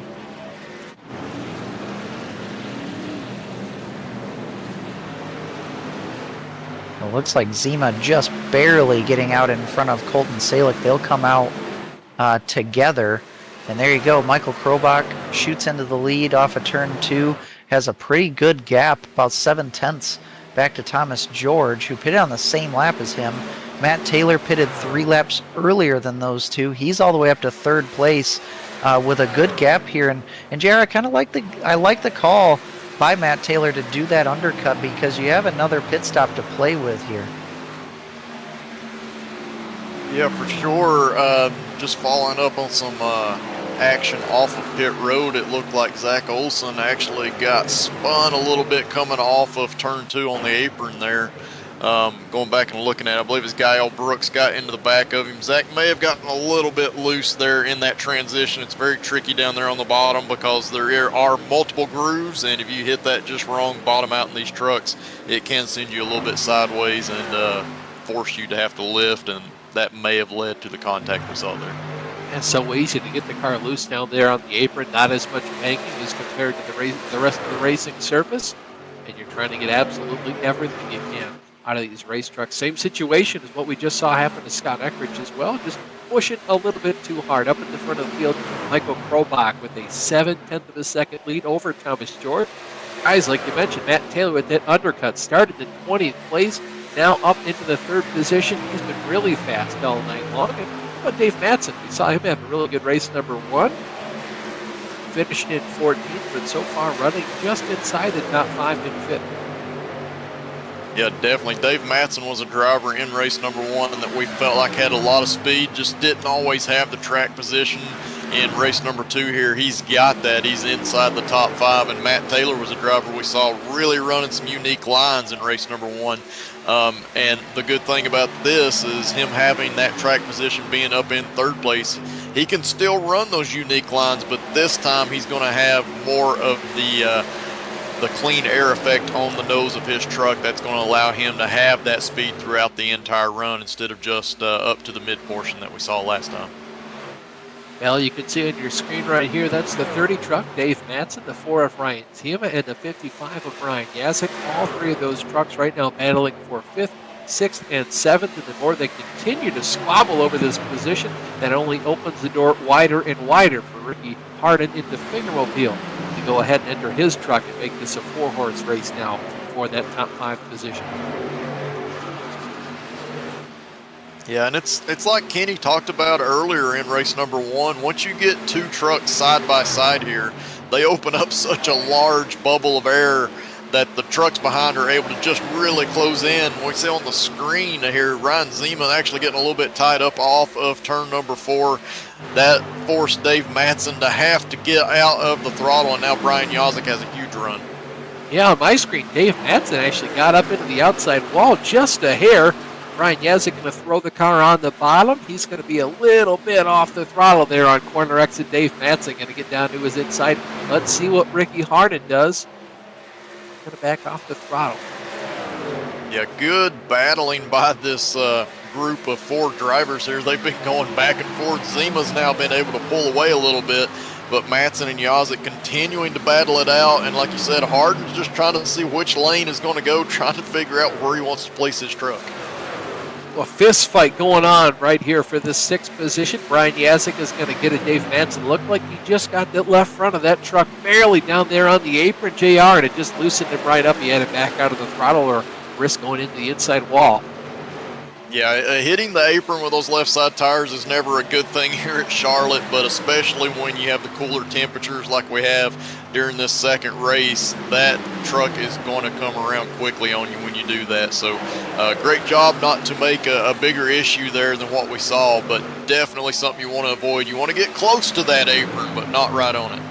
As we just crest the halfway point in this race number 2 of the 2 tight on time twin 120s, Michael Krobach is your leader. He's got almost a second of a lead over Thomas George. After that, it's another about a second and a half back to the man on the last step of the podium. Make that Colton Salick now. Matt Taylor drops down into the 4th position. Ryan Zima rounds out your top 5. He's got a couple of Hornets right behind him. Lots of angry drivers. Brian Yazik in the 55. Ricky Hardin in the 3. Hardin in the 3 truck looking to take over that 6th position. Puts the car on the bottom. We'll see how well it works out for him. See how well Yazik can run that topside. So far tonight, the topside has been very much preferred by these drivers, but unlike race number 1, looks like the bottom line is usable so far as long as you're fast enough. Yeah, it is definitely usable for sure, and the easiest place to run the low line is going to be through turns 1 and 2. You just have a little bit of a larger radius arc through that corner, so you're able to carry your speed and keep your momentum up off of turn 2. When you get down here to turns 3 and 4, that's where it gets a little bit trickier on the bottom, especially on the exit of turn 4. You really have to lift on corner exit, and if that driver in the outside lane does a nice job, he's going to have a lot of momentum down the quad oval straightaway here. So just out there on your screen, go ahead. Well, I was just going to say Hardin and Yazik are both going to catch Matt Taylor in a hurry because he pancaked the wall on the exit of turn 4 that last time, and sure enough, Yazik is going to have to concede falling behind Hardin, and they will both go by Taylor. Again, Taylor was the most aggressive on the undercut strategy on that first run, hit on lap 27, and he's starting to pay for it now. He still has pretty darn good track position, all things considered. He's got to take care of that truck. He can't hit the wall too many more times before he really has to pay for it. Yep, took the words right out of my mouth there, Kenny. Dave Matson on the inside going to take over the position there. 7th spot from Matt Taylor in the 91. And it's so easy, JR, when you go out on track after you've just undercut most of the field, to go out there and put down the fastest laps possible, qualifying X lap. It's so easy to do that and just burn through your tires. Oh, and Jeff Ward, it looks like he's just dropped out of the session. Yeah, definitely. Jeff Ward is gone, so you will not have a back-to-back winner here tonight. We will have a new winner here in race number 2, but yeah, Austin, it's definitely just like you said. When you do that undercut strategy, you definitely want to go out and have a good outlap, good fast outlap, getting up to speed. But you've got to keep in mind that you need to take care of your tires because you are going to be slower than the other drivers once they start pitting. So if you lose a lot of time late in the run, they're going to make up for it. So you got to keep that in mind. Yeah, what a shame that is for Jeff Ward. I mean, he was running in, I think it was about the 12th position, so it wasn't, he was driving quietly, but we saw how in the first run, how he just like flipped a switch and just started knocking down positions one after another. And I think he was kind of trying to plan for the long haul again on the second run. Easily had top 10 in his sights, maybe even top 5, pending any cautions or things like that, but looks like that's not going to happen. Yeah, Matt Taylor continues to fall through the field as well. Just another update on him. Gael Brooks and now Mike Rasmus are both going to pass him, relegating him back to the last spot inside the top 10. Another update on your leader, Michael Krobach, has pulled out now an additional 0.3 of a second over Thomas George. However, Colton Salick has really started to hunt those two drivers down. He just passed Thomas George, and now only 1.2 seconds separate him from being the winningest driver in the season.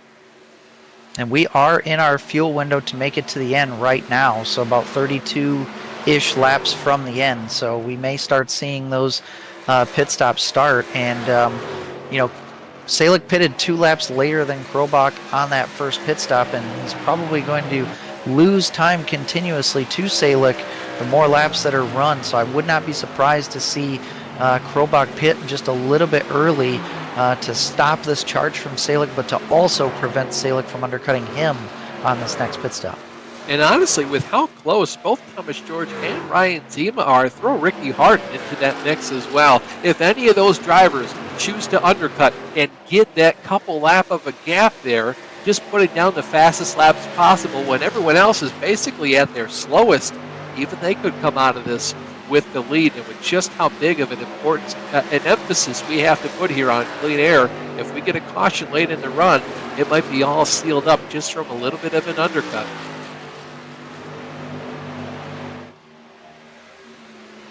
Jeff Ward has reconnected back into the session. Just an update on that 9 truck. But again, like you mentioned, JR, not going to see a repeat winner here tonight or a driver sweep both the races. Ward currently is 7 laps down, most likely be 9 by the time he gets back out onto the racetrack. It looks like Mike Rasmus is going to be the first driver to flinch on the pit strategy. Comes down all by himself, nobody else coming in with him. He was pretty quiet in this second run, consistent as always, but quiet nonetheless at the back portion of the top 10, I believe. And looks like he'll be the George and Ryan Zima are going to come in as well. All right, we'll take a look here. No, it looks like not this time by. Those drivers piped up on the radio. It was difficult to hear just what they were saying. I know there's been a lot of chatter in the race, just not like, I mean, kind of, I guess, playful banter, I guess I would call it, but not a whole lot of talking of strategy yet. But all these drivers up towards the front, they are spread out to the point where they could almost pit without calling it out and not cause any problems. I do see Matt Taylor keying up. He might end up coming in, which that makes sense. He pitted the earliest out of everybody in the first run, and sure enough, yep, he's coming down. Yeah, fell all the way back to 11th position, just underneath the green flag conditions. He will be the first truck to come down pit road. Makes a clean entry, no speeding penalty for him. Boy, Colton Salick has really started to reel in Michael Krobach. And like you mentioned, Kenny, he does have the freshest tires, at least fresher than Krobach. So just based on tire wear alone, he should be catching up and running down the leader. I'll be interested to see how much more of this Michael Krobach can take before he just elects to go ahead and pit. Yeah, you know, guys, he's definitely closing in on our leader at the moment, but the more that these leaders stay out, the more that I'm really liking the strategy that Mike Rasmus has decided to take here. He was running right around that top 10, just inside the top 10 when he came into pit road. And he's going to have a huge undercut on these drivers that were ahead of him. Obviously, he didn't feel like he had a winning truck, and this is probably not going to be a winning strategy, but this could definitely be a strategy that potentially gets him inside the top 5 here.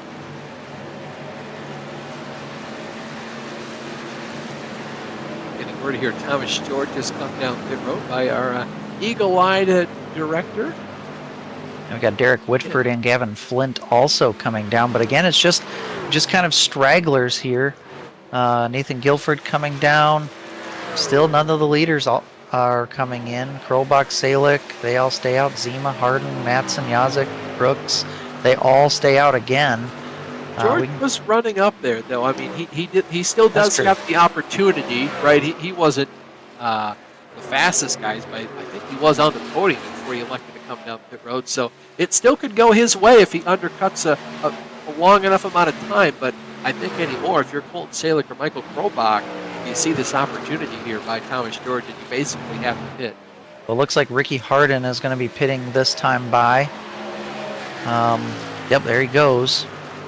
See if he makes it down. Came in a little hot, but I think he stopped it in time. Sawyer Nelson came down pit road. The one good thing is that those leaders that are staying out, if we happen to get a caution, they'll have the freshest tires.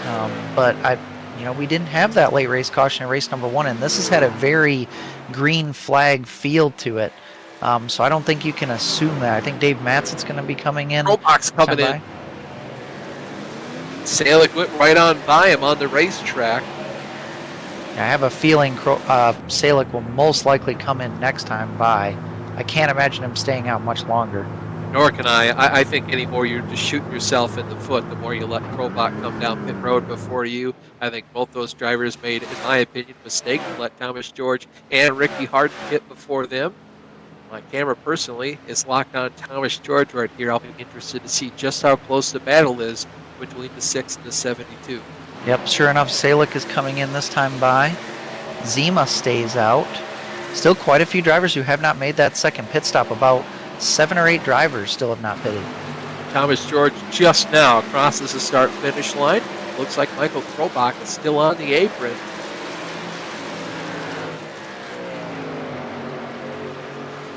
And there goes Thomas George just passed Michael Krolbach, so that is for the provisional lead. You do have to consider tire wear. Odds are Krolbach should be able to hunt down Thomas George, but he's only going to have about 20 or so laps to do it. Yeah, I feel like with Krolbach pitting with only about 20 laps left to go, he can really push his truck pretty good, especially the first 10 laps there, whereas Thomas George is really going to start to fall off. We don't know how easy he's been with his truck. He's catching lap traffic as well, and that's going to slow him down some. Oh, and guys, Salick actually will come out onto the track right ahead of Salick. You see, if we can take a look at the battle, they're going to split. Gail Brooks. Yes, they split Gael Brooks. Krolbach knows how important this spot is. This is the provisional win if they can both run down George, which I'm sure they're both expecting to. But now Salick is going to have the fresher tires by 1 lap over Krolbach here. Great job on the pit cycle by that 99 crew to get them out quickly and efficiently.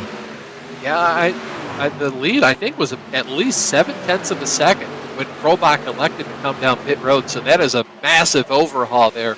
Quite the job by that 99 truck to come down pit road and leave and gain so much time over Michael Krolbach. We'll see just how aggressive Krolbach wants to be. Oh, he gets blocked by Mark Poe. Oh, and the leader, George, has 2 wide lappers in front of him. That is going to kill the momentum of the 6 truck. He is going to be caught almost completely just in this one straightaway. He dives to the bottom to pass one of those lappers, and here comes the steamroller of the 99 and the 72.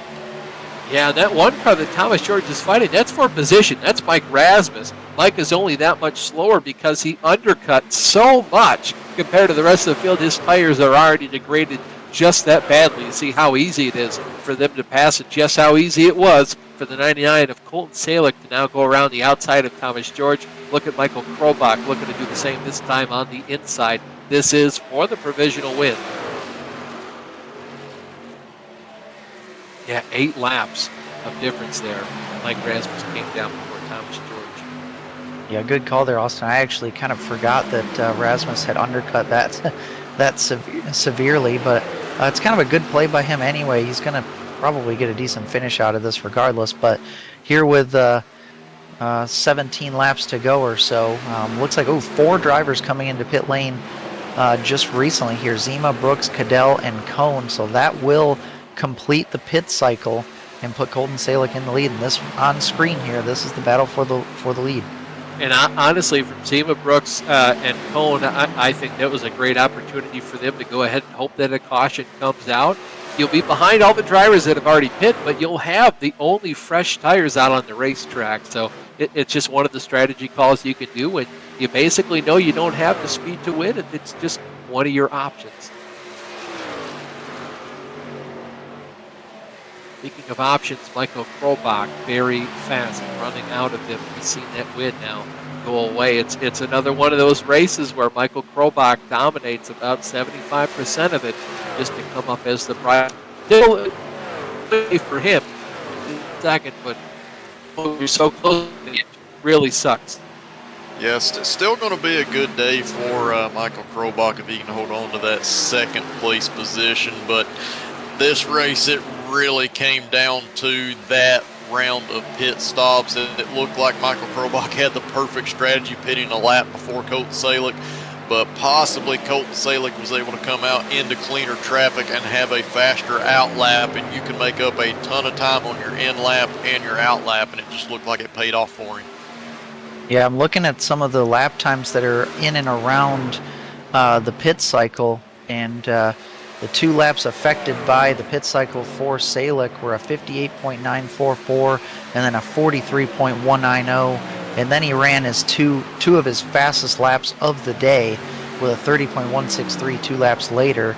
Krobach had a 1 minute and 1 second 0.3 as one of his affected laps, and then a 43.0 as his other, and then about 3 laps later ran his fastest of the day, but it was only a 30.2. So it's hard to see that in the numbers, but there are some differences in there in that time, and I think you're right, JR. I think Salick just nailed the in lap, nailed the out lap, and then it's just been putting down the quick times ever since. Yeah, right now he's got the best seat in the house. He is out front of this field, and he's got clean air.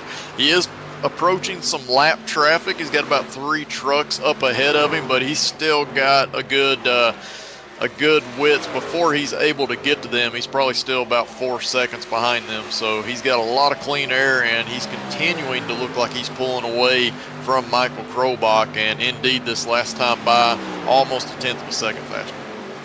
Yeah, it's hard to tell how hard he's pushing right now. He just increased his lead by about 8 100ths of a second. So 8/10 of a lead now, the lead for Colton Salick over Michael Krobach. Thomas George and Ricky Hart and Mike Rasmus running up in top 5. Yeah, and the field is really stretched out right now. I mean, I'm looking at the gaps in between cars, and there's actually not a single, well, there's only a couple cars in the top 10 that are between each other by less than a second. Everybody else is a second or more from the next driver for position. So this is pretty much where things are going to finish out, other than a couple drivers losing some spots based on their tire wear. So nothing crazy happens. I mean, this really feels like kind of the end of the Coca-Cola 600, where attrition is kind of played out, strategy is played out, everybody just trying to get to the end of this thing. Saw Colton Salick there, put the 91 truck of Matt Taylor 1 lap down. Now he's going to hunt down the 25 truck of Nathan Guilford. His truck looks to be on rails right now, put down a bigger gap now to Michael Krobach, about 1.1 seconds for his lead. Just inside 9 laps to go. They're going to get 8 to go this time by.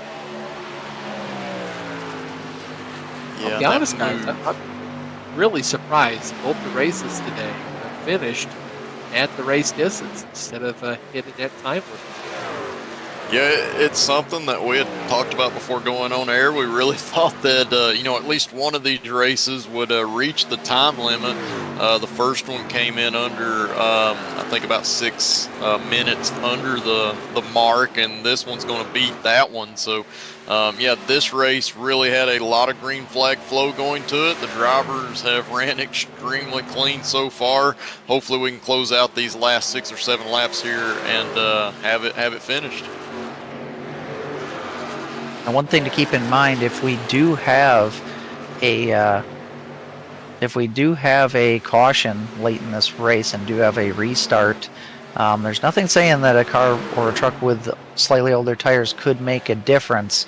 Once you cool those tires off, you potentially have a few corners that you can play with, that you can really push the issue.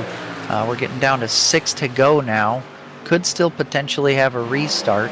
But again, this race has had such a green flag feel. Crazy racing in the beginning, but things have certainly spread out.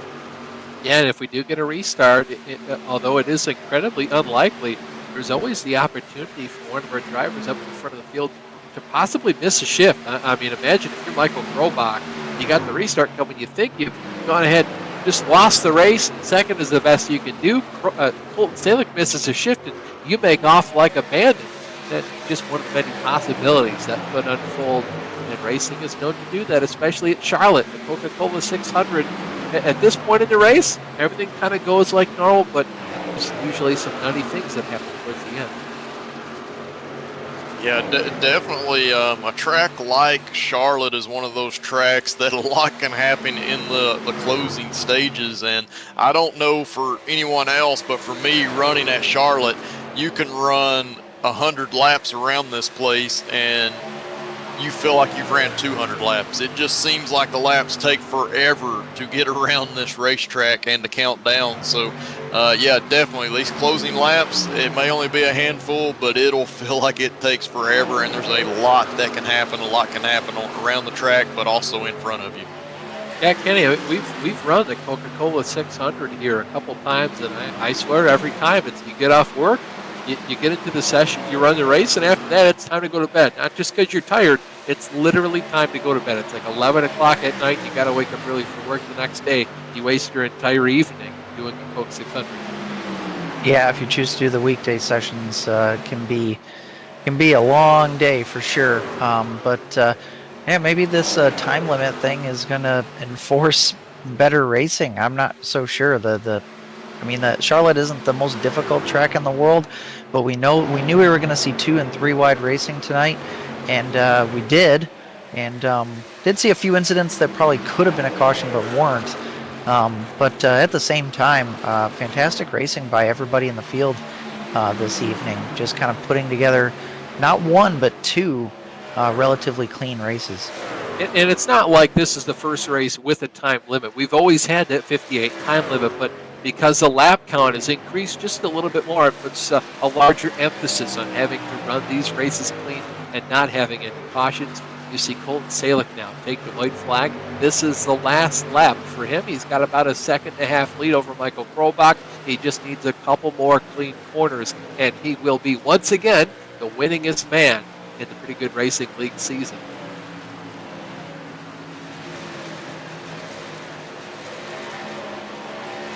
He's going to come through turns 3 and 4. Michael Krobach's not got anything for him. Krobach is going to continue to be the biggest bridesmaid. Colton Stalick gets his 5th win on the season here in the second of the 2 tight on time Twin 120s presented by Wrong Time Watch. Yeah, and guys, before we finish up there, just a big shout out to Ricky Harden there. He was able to finish 4th in race number 1, come home 3rd in this race. So great run by Ricky tonight. We're going to go ahead and take a quick break. When we come back, we're going to go through the finishing results from the second race. JR is going to chat with our winner, and Kenny's going to chat with his pick. See you then. This is your chance to get behind the wheel. The opportunity to race just like the pros. From the grassroots levels, where we all got our start, to the most popular race cars on the planet. From the fairgrounds of Nashville to the high banks of Daytona, to tracks that will never be forgotten. Realistic driving, intense competition, all from the comfort of your own home. This is the ultimate motorsports simulation. This is iRacing.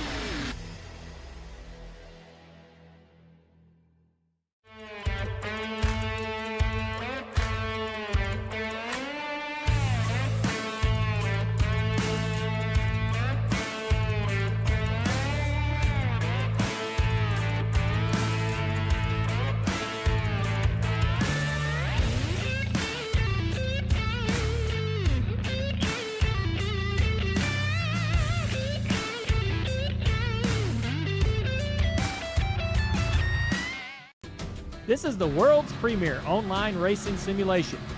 iRacing puts you in the driver's seat from your home computer with the most realistic online motorsports experience you'll find anywhere. Race virtually in the world's biggest events with officially licensed series, cars, and tracks. From the high banks of Daytona to the blistering speeds of Indianapolis, the dirt of Eldora to the world's most legendary road courses. It's all here, and with more than 180,000 people just like you already driving, you'll always have someone to race. Ready to get behind the wheel? Sign up at iRacing.com to get started.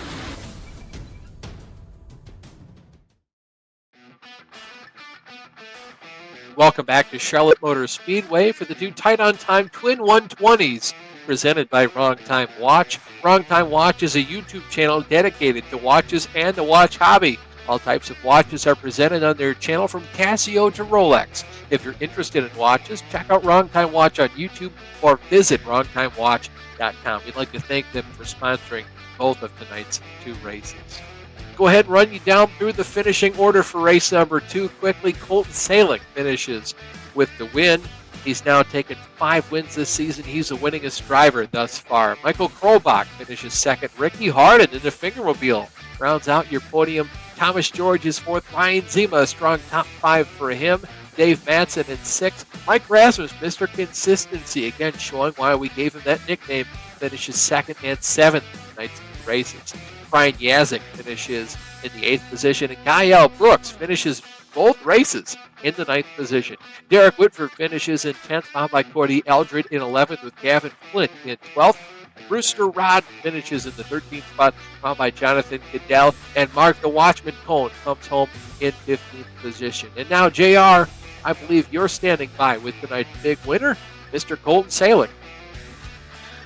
Indeed, I am, Austin. Hey, Colton, congratulations, man, on that big win in race number 2. You had a strong qualifying effort at the beginning of the night, started 2nd place in race number 1, and you finished 3rd in race number 1. That gives you the best average finish all night. So tell us, what is it about this track car combination that just seems to fit your driving style?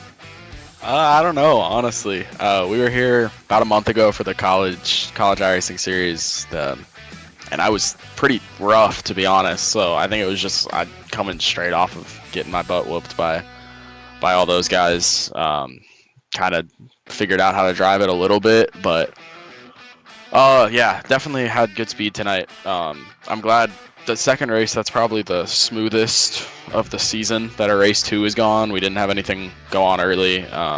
Be able to drive it up from 25th to 1st, 80 laps green was pretty fun. It was definitely fun to watch. I've got to ask you, in that last round of pit stops there, when you saw Michael Krobach, who was leading at the time, pit before you, did anything go into your mind thinking, oh, I may have messed up here? Did you think that you could make that work like you did? I honestly wanted to be after him. Obviously, clean air means a little bit. On the first run, or sorry, I guess the middle run of the race, I pitted about 2 laps later. I think I was 32, they were on 30, and basically, other than like the second or so that they gained, I felt like I was able to get a better pit entry. Like, I think I only lost about 1.5 seconds for 2 laps earlier. So I knew I could get like better to the line to get into pit road. So I guess really the goal was just watch him pit in front of me. I didn't want to pit before him and leave it up to him to make the strategy call, because I wanted it in my hands and not his hands. So I saw him pit. I knew I had a ton of clean air around me, so I just drove it in as hard as I could. for the pit entry the next lap and barely slotted out ahead of him. Definitely helped a lot of attrition early on. I know Jeff got stuck in the back and then something happened to him, and Scott, I believe, sped on pit road or something. So a lot of attrition helped because there were some really, really good race cars that I didn't have to pass. But definitely the strategy was, I think I had a little bit of a different mindset than everyone tonight. And luckily, I think I got it right. So definitely was a fun one, and fun to see the strategy play out at a track like this. It was awesome to see strategy actually come into play and get a good green flag race in the night. And obviously you played this one perfectly, like you said, coming from the 25th place position at the start of that race. But going to the points a little bit, this is your 5th win of the season, and I believe that's going to put you into a tie for the most top 5s at 13 on the season when we leave here. That's probably going to also propel you up into 3rd place in points, which is not really important because of those 5 wins you have. You're probably going to be the number 1 seed going into the championship at the end of the season, assuming that you run enough races to get there. You plan on running the rest of these races? Oh, for sure. Yeah. Once I won the first one and I learned it was winning you're in, I thought it was still a little bit of points based. Even like wins obviously help, but I thought it was points based at the end of the day. Once I heard it was winning you're in, I've kind of just been having fun. Trying to practice, try some stuff, like you mentioned with the strategy, like stuff like that I usually wouldn't think to do. I know I'm in, it's kind of just a no pressure situation, so I just have to log participation, go out, log races, see what I can do, have fun with it. So keep learning. Yeah, being 3rd in points is good. I feel like I've thrown away some pretty good opportunities. I've wrecked it a lot. The plate race, I don't even want to know what my average finish between the 4 plate races this season are.